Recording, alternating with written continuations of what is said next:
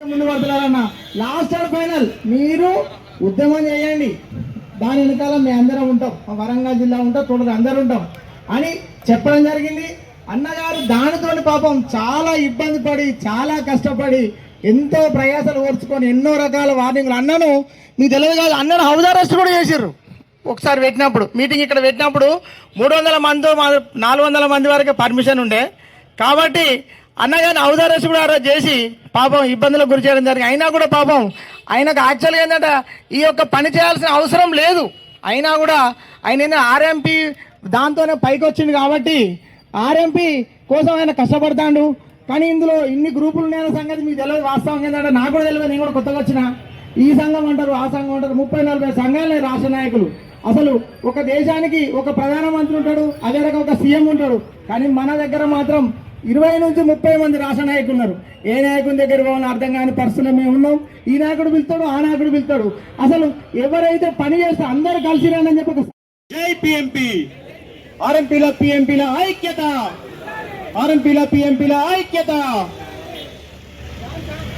అందరూ ఇక్కడికి ఈ వేదిక మీదకి వచ్చినటువంటి మన వైద్య మిత్రులకు, వైద్య సోదరులకు, అలాగే వేదికపైకి ఉన్నటువంటి పెద్దలకు ఈ యొక్క ఉద్యమావి వందనాలు.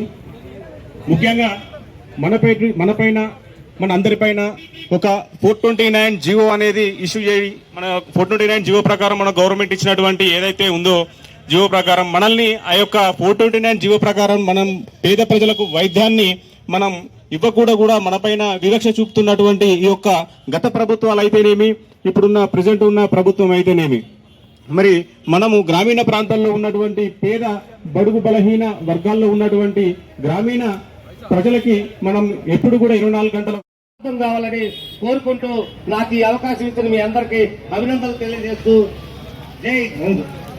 ఇప్పటిదాకా మల్లేష్ అన్న మన రాష్ట్ర గ్రామీణ వైద్యుల సమాఖ్య అధ్యక్షులు మల్లేష్ అన్న ప్రెస్ మీడియాతో మాట్లాడడం జరిగింది. అందాక వక్తలతో మాట్లాడిస్తున్నాం.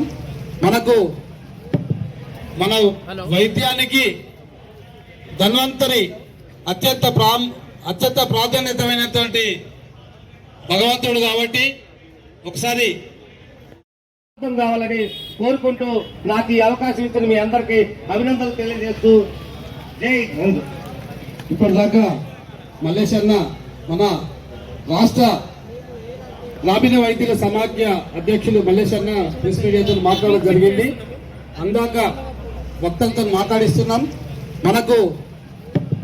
మన వైద్యానికి ధన్వంతరి అత్యంత ప్రాధాన్యతమైనటువంటి భగవంతుడు కాబట్టి ఒకసారి జై పిఎంపీ, ఆర్ఎంపీల పిఎంపీల ఐక్యత, ఆర్ఎంపీల పిఎంపీల ఐక్యత.